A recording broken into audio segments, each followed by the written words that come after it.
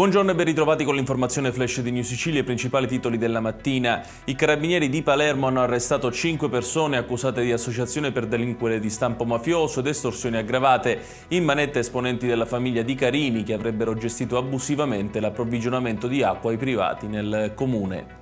Un cinquantenne è stato arrestato a Pachino, nel Siracusano, per tentato omicidio. L'uomo avrebbe sparato 3 colpi di fucile contro un fruttivendolo con cui aveva avuto un diverbio. L'arrivo della polizia non ha fermato il cinquantenne, che ha puntato l'arma anche sulle forze dell'ordine.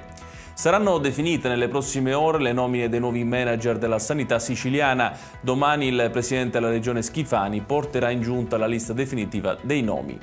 È stato arrestato a Floridia, nel Siracusano, un 44enne incensurato per detenzione e spaccio di droga. All'interno del suo garage sono stati infatti rinvenuti oltre 13 kg di hashish. Il materiale era nascosto in pacchi di merendine perfettamente sigillati.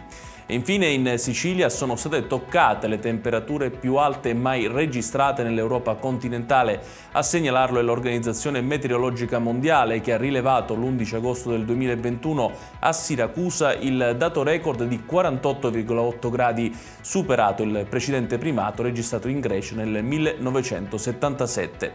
Ed è tutto per questa edizione. Tutti i dettagli su queste notizie li trovate sul nostro sito www.newsicilia.it. Grazie per averci seguito e arrivederci.